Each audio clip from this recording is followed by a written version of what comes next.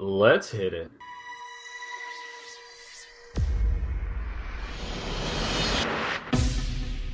Link engaged. Welcome back and back. We have a little bit of a change going into Game 2. That is correct. It looks like mana is a different color. Oh! In the top right, we have mouz.MaNa as the red Protoss, trying to do a little bit of worker pairing, but botching it up a little bit. For any of you who are unfamiliar with worker pairing, look at that top left mineral patch for mouz.MaNa. We see those two probes have created a pair, so we see them swapping off in a very even fashion. It's a nice way to create some fixed efficiency in the early stage, but you got to be careful when you're pairing them to make sure you don't glitch it a little bit. In the bottom, watching Mana do it, I feel like he's cost himself some efficiency there. He keeps pulling them from slow mineral patches, just not at the correct time, and you know, I feel like you would just be better to let them automate and you know, let what happens happen. Yeah. Never forget that most of the time the computer is smarter than you are. If you just tell the guys to go mine, they'll go mine in just the right way. Don't you worry about it.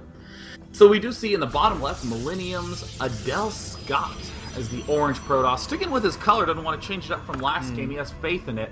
Doesn't want to deviate from his usual build of orange. There's that one gateway continuing to be morphed in. And right around the time that Adelscott has enough money to be able to throw down an assimilator, looks like he is just simply opting not to. So hopefully we'll get a chance to see not the same build. That's right. There's the gas going down.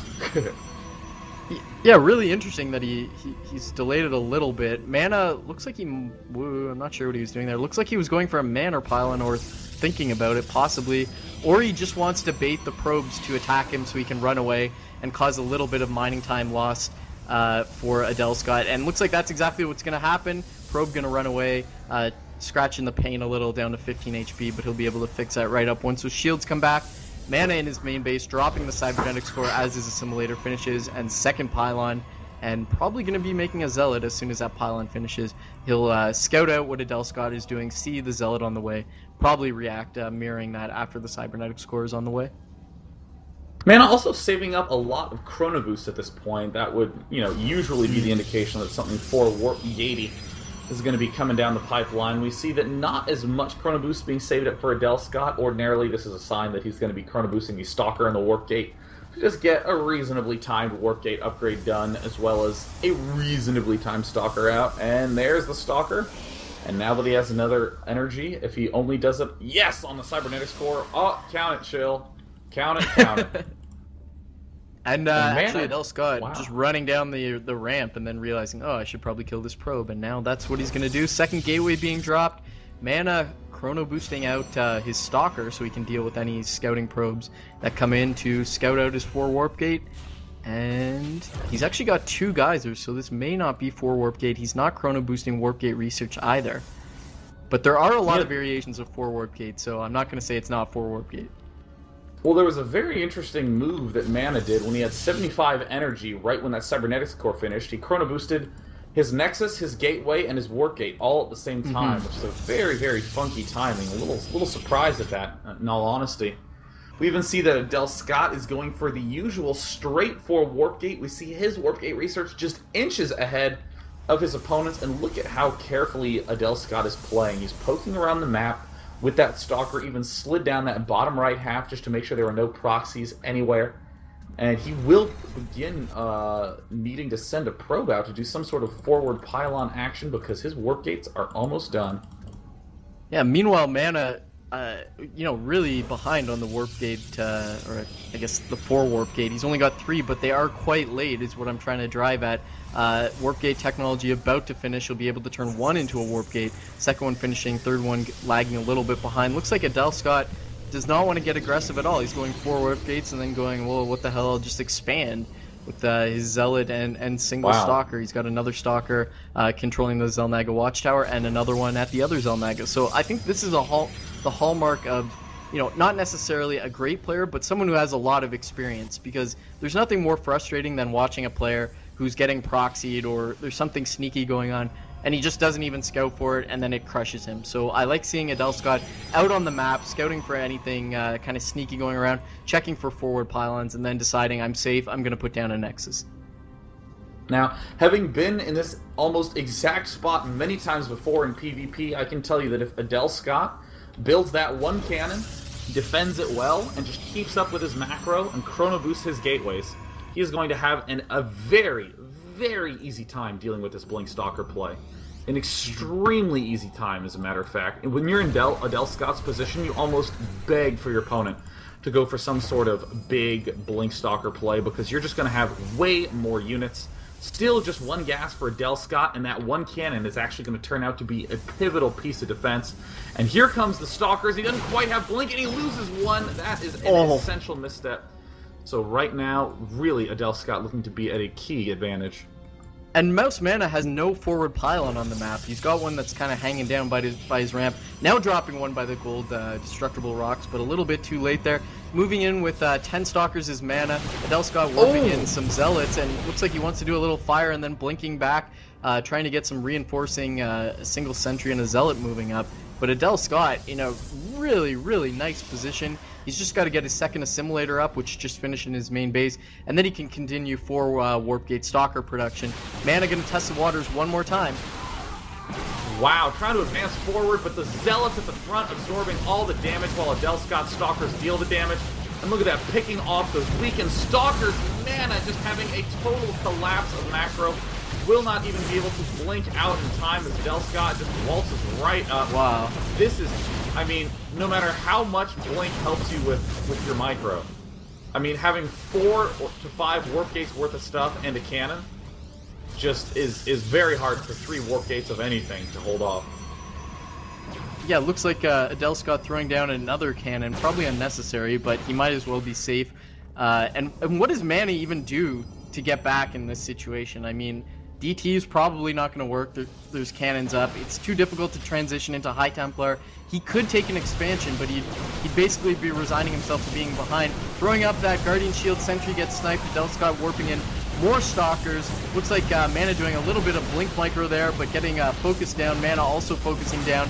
Looks like Mana's getting some good value for his Stalkers with his blink micro, but Adelscott just having more. 6 Stalkers versus 5, 5 versus 4, blinks out of there, 5 versus 3. And I don't know, it's just so hard for Mana to get back into this. Looks like he's going to try to bludgeon his way through with more and more units. Yeah, trying to advance for, continue to do poking and more nice little blink plays to pull back. We see Adelscott continuing to try to warp in as many Stalkers as he can, but there, oh, look at those gateways, 5 and 6. Going to be getting popped into those warp gates very, very, very soon. I mean, that is going to be helping very, very much so. And we see more things moving in to the front, more Stalkers trying to advance and do damage. We see Mana trying to pick off the Stalkers and just take a little bit of damage from those Zealots as he can micro even non-blink Stalkers against Zealots. But I mean, Adelscott just macroing so beautifully. And I mean, Mana is just in an increasingly worse spot. The only thing that Adelscott, I think, is doing wrong in this spot is not spending that chrono boost. Yeah, exactly. His expansion Nexus at 100, and his main Nexus also at 100. But now, if we look at the unit tab, I mean, the Stalker count is, for all intents and purposes, even. Mana having 1 extra Stalker, but that's made up for the fact that Adelscott has 7 Zealots. And even if those never touch the Stalkers, they're able to eat a lot of Stalker fire. And it looks like Mana has now realized it, trying to transition into this expansion as he throws down his Nexus. This probably won't work, but I mean, what are you going to do if you're Mana? You can try some sort of all-in tech switch, but, you know, that's probably not going to work. So throw down the expansion. Hey, give it a shot. Uh-oh, looks like more Blink Stalker action going on by Mana. And you know what you can always do with Blink Stalkers is buy yourself more time. They almost feel like the Mutalisks of Protoss. You can swoop in, do damage. If your opponent tries to move out, you can swing in from the side and just pick off a couple more workers. And look at that, picking off 1 Stalker at a time. Very, very nice play, but again, that is a whole lot of units for Adelscott. Adelscott now getting his own little version of Blink. Chrono boosting that. Still more Zealots incoming. We see that, wow, Mana's continuing to try to pick off things, but he's going to lose the Stalker. No! Very, very nice play at the last second. I mean, for right now, Mana is doing an impeccable job of keeping Right. all of those stalkers alive. But I mean, it just doesn't matter. Yeah, I'm really impressed at how much time he's buying. He's going in, doing a little bit of harassment, and Adelscott is confined to his base. And I'm also impressed how much macro Mana is getting out of this. He's ahead in the stalker count, 16 versus 13. Of course, Adelscott also having 11 zealots is a big deal, but you know, they're not doing that much in the battle. And now Adelscott looks like he's decided he's had enough, gonna push forward, and Mana is gonna have to do miracles to buy himself time to stop this army coming forward. And it looks like, oh no, Blink is now finishing for Adelscott. It is done. And it looks like Adelscott is not yet going to reveal it. He is just going to chill for a bit. He's going to kill off this pylon and do a very slow, calm advancement forward. 2 stalkers being dumb and going to the wrong side of the cavern. Oh, but it doesn't even matter.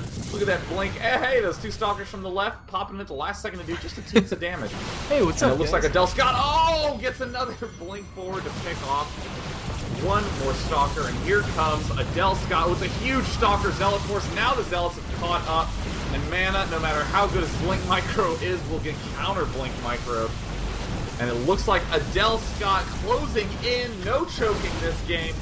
Blinks right on top to the high ground, and there's the good game. Wow, great play by Adelscott. Mana with some impeccably timed blink stalker play. Still cannot quite combat that Expo mass gateway timing of the Frenchman. Yeah, and I think you're right. The one mistake that I saw out of Adelscott, which you pointed out, was the chrono boost. Still, at this point, he's sitting... Oh, he's actually used 1 chrono boost at his main base, but 77 at the main base, energy that is 100 at the natural, so something that could be used better, but I mean, Mana also in a similar situation at 100 chrono boost at his main nexus, so leaves a little bit to be desired there, but still, you know, to his credit, Mana showed some really nice blink micro there and some really nice stalling, but Adelscott just having the right fundamentals. He hit that right kind of mental timing without scouting to know when the expansion would have been started and complete, and then just basically steamrolled.